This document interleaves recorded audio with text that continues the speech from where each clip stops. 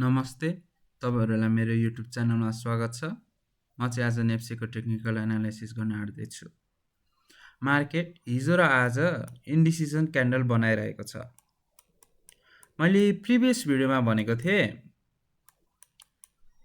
मे 12मा market अपट्रेन्ड जानु छ भने चाहिँ यो अलरेडी फुलफिल डिमान्ड जोन लाई क्रस गर्नुपर्छ र यो विकलाई पनि क्रस गरेर स्ट्रेन्थ बुलिस क्यान्डल बनाउनु पर्छ र यो अलरेडी फुलफिल डिमान्ड जोनदेखि बाउन्स ब्याक गर्ने चाहिँ लास्ट रेयर हो। रेयर हुन पनि सक्छ नहुन पनि सक्छ। त्यसैले अपट्रेन्ड हुनको लागि चाहिँ यो विक र अलरेडी फुलफिल डिमान्ड जोनलाई क्रस हुनुपर्छ भनेर भनेको थिएँ, तर मार्केटले त्यस्तो गर्दै गरेन। झन लो गरेर डाउन ट्रेन्ड सुरु हुन थालेको थियो। डाउन ट्रेन्ड सुरु हुन थालेपछि यता आएर यो पोइन्टमा बाउन्स ब्याक भयो, किनभने यो पोइन्टमा डिमान्ड जोन थियो। यो पोइन्टमा डिमान्ड जोन थियो। यो अप ट्रेन्ड यता जाँदाखेरिको अप ट्रेन्डले यहाँ डिमान्ड जोन बनाएको थियो र त्यो डिमान्ड जोनमै खुट्टा टेकेर मार्केटले अहिले अप ट्रेन्ड जान थालिरहेको छ। अब मार्केट अप ट्रेन्ड हो भन्नको लागि चाहिँ यो ब्रेकअप स्ट्रक्चर हुनु पर्यो।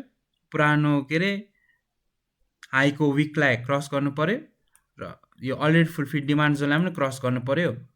यो विक क्रस गरेको राम्रो, यो already fulfil demand John cross गरेको अझै राम्रो। र मैले यो पोइन्ट दिएको छु 2918। यो पोइन्टलाई पनि क्रस गर्यो भने चाहिँ असाध्यै राम्रो हो, मार्केट अपट्रेन्ड गएको भनेर बुझ्दा हुन्छ। मार्केट अपट्रेन्ड जानलाई लगभग कति 40 पोइन्ट चाहिन्छ। 40 पोइन्टको इन्क्रिज चाहिन्छ। त्यो गऱ्यो भने चाहिँ मार्केट अपट्रेन्ड हो भन्दाखेरि बुझ्दा हुन्छ।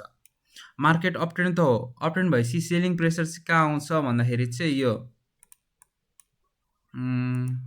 2921 देखि 2960 को रेन्जमा सेलिङ प्रेसर आउँछ र मेन सेलिङ प्रेसर चाहिँ 2939-40 मा आउँछ मेन सेलिङ प्रेसर। अब आज लास्ट दिन हो मार्केटको, भोलि पर्सि बिदा छ। अब सिधा मार्केट कहिले मन्डे खुल्छ।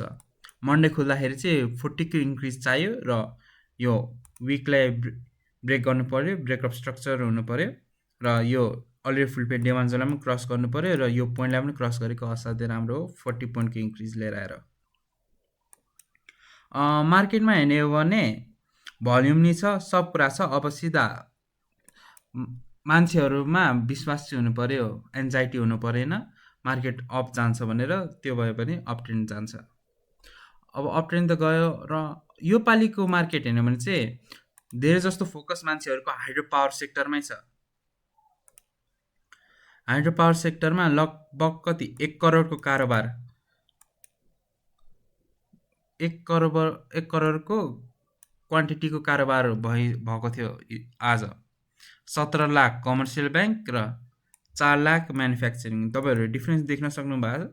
1 करोड, 17 लाख र 4 लाख सबसे हाइएस्ट, टप 3 में यिनीहरू हुन् र सबसे लिडिङ चाहिँ हाइड्रो पावर हो। त्यसैले हाइड्रो पावरमा चाहिँ वाच लिस्ट गरिरहनुहोस्। र मैले धेरैचोटि हेरेको हाइड्रो पावरमा चाहिँ मैले वाच लिस्टमा राख्नुको मेरो सजेसन चाहिँ एकेजेसिएल हो, रिडी, एनएचपिसी र एपिआई। यिनीहरू स्टकहरूलाई चाहिँ वाच लिस्टमा गरिरहनु। तपाईँहरू आफै पनि एनालाइसिस गर्नु। धन्यवाद।